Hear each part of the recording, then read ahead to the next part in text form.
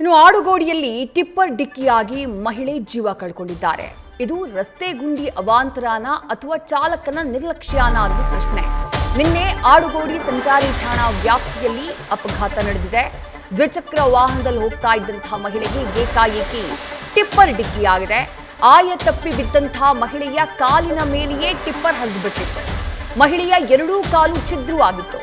ಕೂಡಲೇ ಅವರನ್ನ ಆಸ್ಪತ್ರೆಗೆ ದಾಖಲು ಮಾಡುವಂತಹ ಪ್ರಯತ್ನ ಮಾಡಲಾಯಿತಾದ್ರೂ ಚಿಕಿತ್ಸೆ ಫಲಕಾರಿಯಾಗದೆ ಅಮಲಾ ಅನ್ನೋರು ಪ್ರಾಣವನ್ನ ಕಳ್ಕೊಂಡಿದ್ದಾರೆ.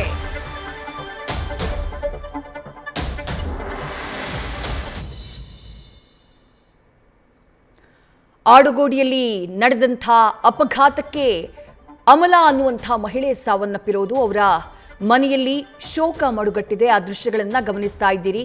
ರಸ್ತೆ ಗುಂಡಿಯ ಕಾರಣಕ್ಕಾಗಿ ಅನ್ನುವಂಥ ಆರೋಪ ಕೇಳಿಬರ್ತಾ ಇತ್ತು. ಜೊತೆಗೆ ಟಿಪ್ಪರ್ ಚಾಲಕನ ನಿರ್ಲಕ್ಷ್ಯದಿಂದ ಅಮಲಾ ಅವರ ಸಾವಾಯಿತು ಅಂತಾನೂ ಹೇಳಲಾಗ್ತಾ ಇದೆ. ಆನೆಪಾಳ್ಯ ಮೂಲದವರು ಅಮಲಾ ನಿನ್ನೆ ಆಡುಗೋಡಿ ಸಂಚಾರಿ ಪೊಲೀಸ್ ಠಾಣಾ ವ್ಯಾಪ್ತಿಯಲ್ಲಿ ಅವರು ಅಪಘಾತಕ್ಕೀಡಾಗ್ತಾರೆ.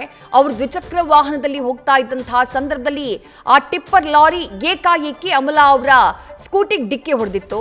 ಅಮಲಾ ಆಯತಪ್ಪಿ ರಸ್ತೆಗೆ ಬೀಳ್ತಾರೆ. ರಸ್ತೆಗೆ ಬಿದ್ದಂತಹ ಟೈಮ್ನಲ್ಲಿ ಆ ಟಿಪ್ಪರ್ ಲಾರಿ ಏಕಾಏಕಿ ಅಮಲಾ ಅವರ ಕಾಲಿನ ಮೇಲೆಯೇ ಹರಿದಿತ್ತು. ಅಮಲಾ ಅವರ ಎರಡೂ ಕಾಲುಗಳು ಕೂಡ ಛಿದ್ರವಾಗ್ಬಿಟ್ಟಿದ್ವು. ಕೂಡಲೇ ಅವರನ್ನ ಸ್ಥಳೀಯ ಆಸ್ಪತ್ರೆಗೆ ದಾಖಲು ಮಾಡಲಾಗುತ್ತೆ. ಆದರೆ ಚಿಕಿತ್ಸೆ ಫಲಕಾರಿಯಾಗದೆ ಆನೆಪಾಳ್ಯದ ಅಮಲಾ ಜೀವ ಕಳ್ಕೊಂಡಿದ್ದಾರೆ.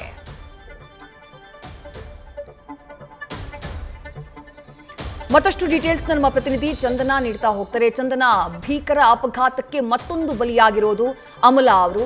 ಈ ಅಪಘಾತ ಆಗಿದ್ದ ಹೇಗೆ? ಸದ್ಯ ಏನು ಕ್ರಮ ಆಗಿದೆ ಅಪಘಾತಕ್ಕೆ ಸಂಬಂಧಪಟ್ಟ ಹಾಗೆ? ಮತ್ತೊಂದು ಕಡೆ ಕುಟುಂಬಸ್ಥರ ಕಣ್ಣೀರನ್ನ ನಾವು ಗಮನಿಸ್ತಾ ಇದ್ವಿ. ಅಮಲಾ ಅವರ ಹಿನ್ನೆಲೆ ಏನು? ಅವರ ಕುಟುಂಬಸ್ಥರು ಏನ್ ಹೇಳ್ತಾರೆ ಚಂದನ? ವಿದ್ಯಾ, ನಿನ್ನೆ ಬೆಳಗ್ಗೆ 11 ಗಂಟೆಗೆ ಅಮಲಾ ಅವರು ಚರ್ಚ್ಗೆ ಹೋಗಿರ್ತಾರೆ ತಮ್ಮ ಮಗನೊಟ್ಟಿಗೆ.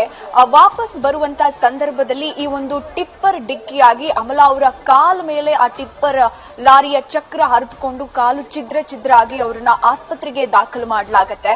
ಸದ್ಯ ಅವರು ನಿನ್ನೆ ರಾತ್ರಿ ಮೃತಪಟ್ಟಿರುವಂತದ್ದು. ಸದ್ಯ ನಾನೀಗ ಅವರ ಮನೆಯ ಮುಂಭಾಗದಲ್ಲಿ ಇದ್ದೀನಿ. ನೀವು ದೃಶ್ಯಗಳಲ್ಲಿ ಗಮನಿಸ್ತಾ ಇರಬಹುದು. ಆಡುಗೋಡಿಯಲ್ಲಿ ಅಮಲಾ ಅವರ ಮನೆ ಇದ್ದಿದ್ದು.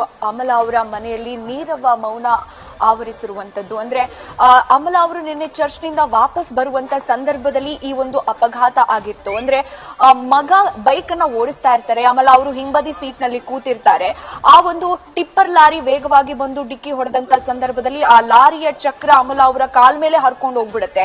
ಮತ್ತೊಂದು ಕಡೆ ಅಲ್ಲಿನ ಸ್ಥಳೀಯರು ಹೇಳ್ತಾ ಇರುವಂತ ಪ್ರಕಾರ ಅಲ್ಲಿ ಅವೈಜ್ಞಾನಿಕವಾಗಿ ಹಂಸನ್ನ ನಿರ್ಮಾಣ ಮಾಡಿದ್ರು ಅಪಘಾತ ಆದಂತ ಜಾಗದಲ್ಲಿ. ಆ ಹಂಸದಿಂದಾನೇ ಈ ಒಂದು ಅಪಘಾತ ಆಯ್ತು ಅನ್ನುವಂತ ಆರೋಪವನ್ನ ಅಲ್ಲಿನ ಸ್ಥಳೀಯರು ಮಾಡ್ತಾ ಇರುವಂತದ್ದು. ಸದ್ಯ ಎಕ್ಸಾಕ್ಟ್ಲಿ ಏನಾಯ್ತು ಅನ್ನುವಂಥದ್ದನ್ನ ಅಮಲಾ ಅವರ ಸಂಬಂಧಿಕರೊಟ್ಟಿಗೆ ಮಾತನಾಡಿಸುವಂತ ಪ್ರಯತ್ನ ಮಾಡ್ತೀನಿ. ನಮ್ಮೊಟ್ಟಿಗಿದ್ದಾರೆ ಕುಮಾರ್ ಅವರು. ಸರ್, ಅಪಘಾತ ಹೇಗಾಯ್ತು? ಅಪಘಾತಕ್ಕೆ ಕಾರಣ ಏನು? ಮೇಡಮ್, ನಿನ್ನೆ ಬರುವಾಗ ಅವರು ಚರ್ಚ್ಗೆ ಹೋಗಿ ಬರ್ಬೇಕಾಗಿದೆ. 11 ಗಂಟೆ ಆಗಿತ್ತು. 11 ಗಂಟೆ ಬರೋ ದಾರಿಯಲ್ಲಿ ಬಂದ್ಬಿಟ್ಟು ಟಿಪ್ಪರ್ ಹೆವಿ ಲಾರಿ ಸುಮಾರು 30ರಿಂದ 40 ಟನ್ ಇರ್ಬೋದು ಗಾಡಿ. ಅಷ್ಟೊಂದು ಹೆವಿ ಲಾರಿ ಆ ಟೈಮ್ ಬರೋದು ರೂಲ್ಸೇ ಇಲ್ಲ. ಅವ್ರು ಬಂದು ಹೆವಿ ರ್ಯಾಶ್ ಡ್ರೈವಿಂಗ್ ಆಗಿ ಗಾಡಿನ ಬಂದ್ಬಿಟ್ಟು ಅವ್ರ ಮೇಲೆ ಅಲ್ಲೇ ಸ್ಪಾಟ್ ಡೆತ್ ಆಗಿ ಗಾಡಿ ಓಡಿಸಿದ ಯಾರು ಚಾಲಕ ಇದ್ದಾನೆ ಅವ್ನು ಬಂದ್ಬಿಟ್ಟು ಅಜಾಗರೂಕತೆ ಚಾಲನೆ ಮತ್ತೆ ರ್ಯಾಶ್ ಡ್ರೈವಿಂಗ್ ಮಾಡಿದ್ದಾನೆ. ಅವ್ರಿಗೆ ಕಠಿಣ ಶಿಕ್ಷೆ ಆಗಬೇಕು. ನಮ್ದೇನಿದೆ ಮುಂದಿನ ಹೋರಾಟ ನಾವು ಕಾನೂನು ಪ್ರಕಾರ ನಾವು ಹೋರಾಡ್ತೀವಿ ಮೇಡಮ್. ಅಷ್ಟೇ. ನಮಗೆ ಲಾಸ್ ಆಗಿದೆ, ನಮ್ಮ ಕುಟುಂಬಕ್ಕೆ ದೊಡ್ಡ ಲಾಸ್ ಆಗಿದೆ. ಸರ್, ಅಪಘಾತ ಆದಂತ ಸಂದರ್ಭದಲ್ಲಿ ಮಗ ಬೈಕ್ ಓಡಿಸ್ತಾ ಇದ್ರು. ಈಗ ಅವ್ರ ಪರಿಸ್ಥಿತಿ ಹೇಗಿದೆ ಸರ್? ಅಲ್ಲ, ಮಗನಿಗೆ ಅಷ್ಟು ಏನು ಮೈನರ್ ಇಂಜೂರ್ ಆಗಿದೆ. ದೊಡ್ಡ ಸಣ್ಣ ಪುಟ್ಟ ತರ್ಚು ಗಾಯ ಆಗಿದೆ ಅಷ್ಟೇ. ಅವನ್ ಪರವಾಗಿಲ್ಲ, ಚೇತರಿಸ್ಕೊಂಡಿದ್ದಾನೆ. ತಾಯಿ ಏನು ಬಂದ್ಬಿಟ್ಟು ಮನೆಗೆ ಆಧಾರ ಸ್ತಂಭ. ಅವರು ಮನೆಗೆ ಆಧಾರ ಸ್ತಂಭನ ಇವತ್ತು ನಾವೆಲ್ಲರೂ ಕಳ್ಕೊಂಡಿದೀವಿ. ನಮ್ಮ ಕುಟುಂಬಕ್ಕೆ ದೊಡ್ಡ ನಷ್ಟ ಆಗಿದೆ. ಆದ್ರಿಂದ ನಾವ್ ಇದನ್ನ ಬಂದ್ಬಿಟ್ಟು ಕಾನೂನು ಮೂಲಕ ಏನಿದೆ ಹೋರಾಟ, ಅದನ್ನ ಹೋರಾಟ ಮಾಡಿ ನಮ್ ನ್ಯಾಯ ದೊರಕಿಸ್ಕೊಡ್ಬೇಕು ಅಂತ ಕೇಳ್ಕೊಳ್ತೀನಿ. ನಿಮಗೆ ಯಾವಾಗ ಗೊತ್ತಾಯ್ತು ಸರ್ ಇದು? ನೀವ್ ಅವ್ರಿಗೆ ಏನಾಗ್ಬೇಕು? ನಾವು ಅವ್ರಿಗೆ ತಮ್ಮ ಆಗ್ಬೇಕು. ಯಾವಾಗ ಗೊತ್ತಾಯ್ತು? ನನಗೆ ಸುಮಾರು ಒಂದು 11:10 ಇರ್ಬೇಕು. 10 ನಿಮಿಷಕ್ಕೆ ಫೋನ್ ಮಾಡಿದ್ರು. ನಾವ್ ಇಲ್ಲಿಂದ ಅಲ್ಲಿ ಓಡೋದಕ್ಕೆ 5 ನಿಮಿಷದಲ್ಲಿ ನಾನು ಹೋಗಿ ಸೇರಿದಾಗ ನೋಡಿದ್ರೆ ಆಲ್ರೆಡಿ ಅದು ಲಾರಿ ಮೇಲೆ ಹತ್ಬಿಟ್ಟಿದ್ನು. ಲಾರಿ ಮೇಲೆ ಈ ಅಪಘಾತಕ್ಕೆ ಏನ್ ಕಾರಣ ಅನ್ಸುತ್ತೆ ಸರ್? ಅದೇ ಓವರ್ ಸ್ಪೀಡ್ ಮತ್ತೆ ಓವರ್ ಸ್ಪೀಡು, ಡ್ರೈವಿಂಗ್ ಮೇನ್ ಬಂದ್ಬಿಟ್ಟು ರ್ಯಾಶ್ ಡ್ರೈವಿಂಗ್ ಸರಿಯಿಲ್ಲ. ಆದ್ರಿಂದ ತುಂಬಾ ಜನಕ್ಕೆ ಅಲ್ಲಿ ಆಕ್ಸಿಡೆಂಟ್ ಆಗಿದೆ ಅಂತ ಹೇಳ್ತಾರೆ. ಅಂದ್ರೆ ಅಲ್ಲಿನ ಸ್ಥಳೀಯರು ಹೇಳ್ತಾ ಇರೋ ಪ್ರಕಾರ ಅಲ್ಲಿ ಹಂಸ ಹಾಕಿದ್ದಾರೆ, ಅದರಿಂದಾನೇ ಅದು ಒಂದು ಕಾರಣ ಆಯ್ತು ಅಂತ. ಅದು ಅಷ್ಟು ನನಗೆ ಸರಿಯಾಗಿ ಗೊತ್ತಿಲ್ಲ ಮೇಡಮ್.